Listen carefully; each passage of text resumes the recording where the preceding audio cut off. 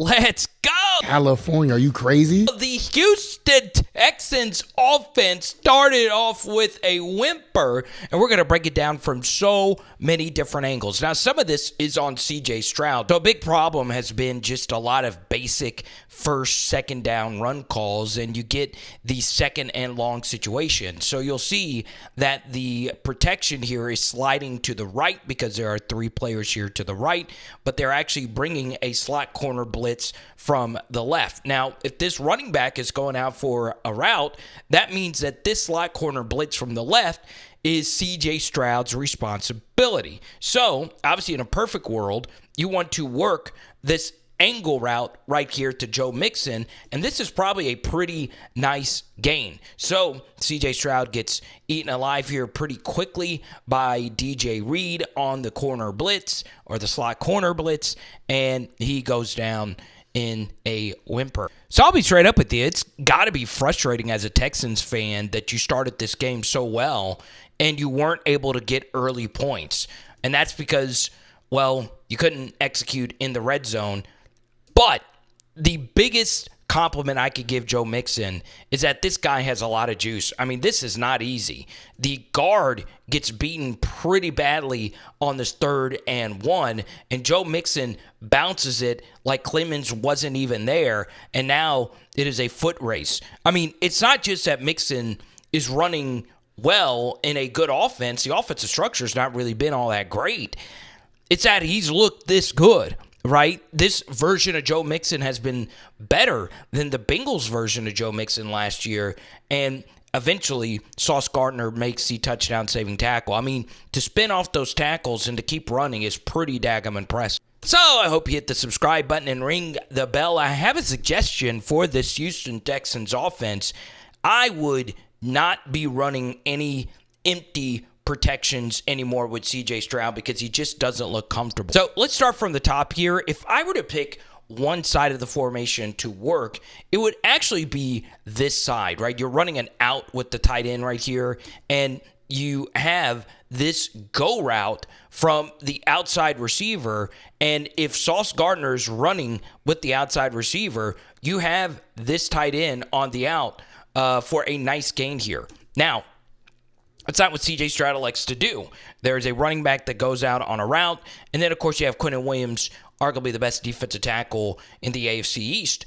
You see him collapse his pocket. CJ has to find a way through this. So, I mean, this is really bad ball security to lose a football right there. All right, so we get to the 2nd and 11, and you guys let me know if this in-breaker to Hutchinson was there. It's tough for me to see without the all-22, but the bottom line is Quinnen Williams just ate the Texans alive. I mean, my goodness gracious, that is just gross pass rush, right? Could CJ have worked here to Mechie? Maybe so, but that's just dominant defensive tackle play. So we get to this 3rd and 5, and obviously in this spot, there was something that happened that should have given the Jets a 7-0 lead. But you'll see here the pocket's just continuously collapsing. But the truth is, there was a little window for CJ to step up into here. It's not a big one, and this ball has got to be completed on the deep over, right? It's man-to-man, cover one, and this is where the ball should be. And you'll see that he throws the ball way too far for John Mechie. Just a huge miss. Alrighty, so we get to the 2nd and Kingwood, and you'll just see that once again, it's so much pressure from the left side versus the left guard. I mean, it's just so much. And you'll see that right here, I've seen CJ make this throw a lot. The dig to Schultz is open right here, okay? But CJ don't want to throw it because there's so much pressure, so he decides to scramble drill this, and he's able to beat the contain here, and he keeps his eyes down the field. He sees Bobby Trees open down the sideline, and he throws an absolute strike. Wow. All right, so this is a play that my dear beloved LSU Tigers run. There was a little motion from the tight end here in 12 personnel. And there are so many different things you can do out of this play, and it's why I love it so much. I love plays where the running back you're play actioning fake to, you throw it back to, right? You would be shocked how many times it's open. Now, you'll see that there is a rail from the running back, and then there's a leaking tight end. And normally the leaking tight end is the non-receiving tight end. Normally it's the one you least expect. So you're supposed to read this bang to bang. And this right here is a really nice chunk of yards. You're catching this probably getting 5 to 7. Now, let's bring it back here. What's really interesting is normally with this play, it's normally a corner route to go along with this running back, okay?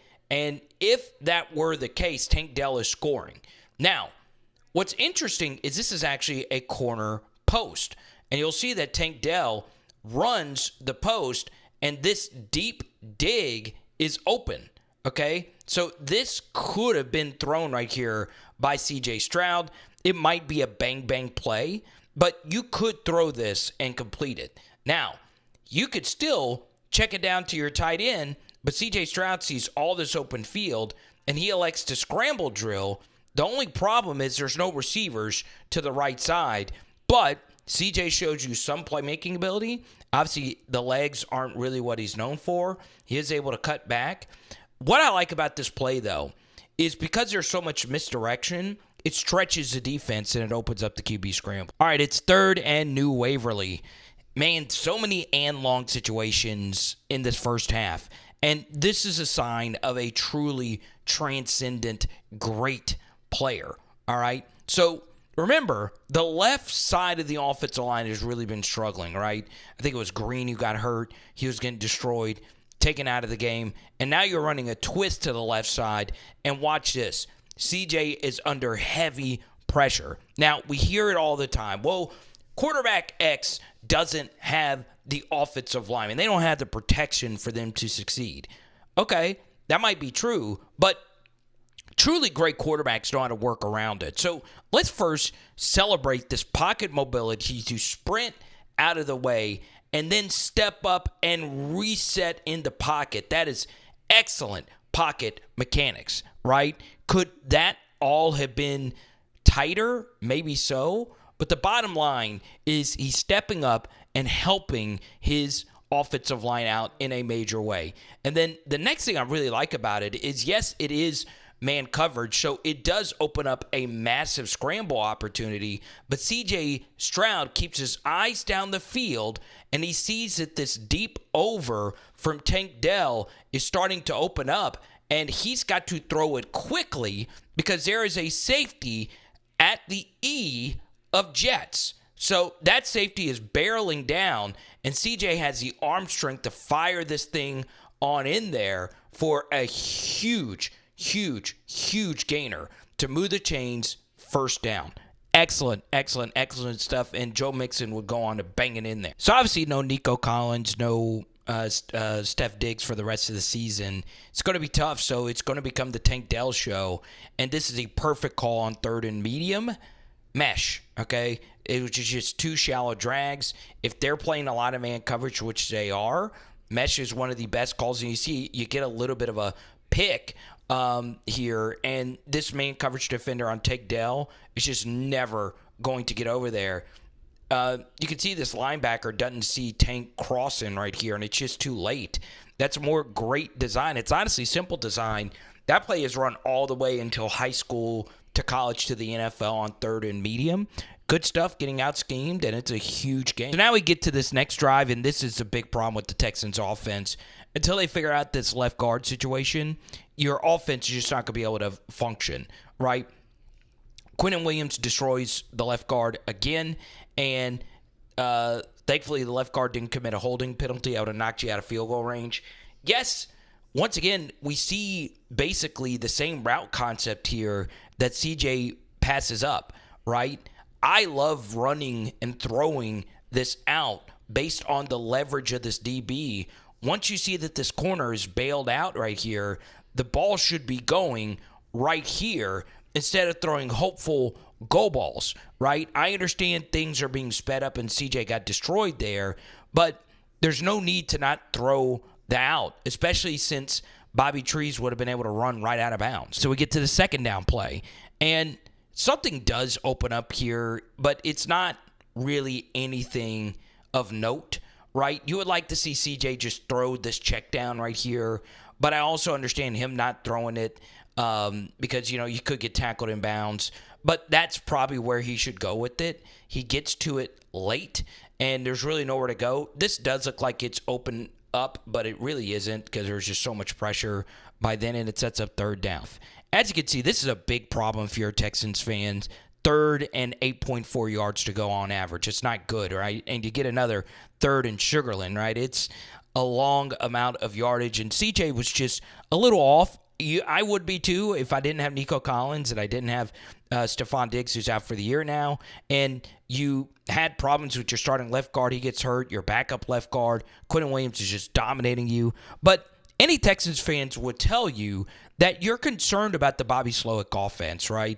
It seems to be a little predictable. It seems to be a little stale. And let's be honest, CJ's a little off, and I'm going to criticize him here. Once again, there is a lot of pressure, but it's 3rd and 10. A field goal holds a lot of value in this spot, a lot. So let's just hit this and let to fight another down, right? You hit this, that forces him to burn a timeout. You might actually be able to pick this up, but it makes it a more manageable field goal, right? You step up, you take a sack. It's a long sack, right? And guess what? It ended up knocking points off the board. So CJ, we know he's great. We know he's absolutely elite, but he's got to be better situationally. Pocket presence, even though it was a bad pocket, wasn't the best. So let's see what happens in the second half.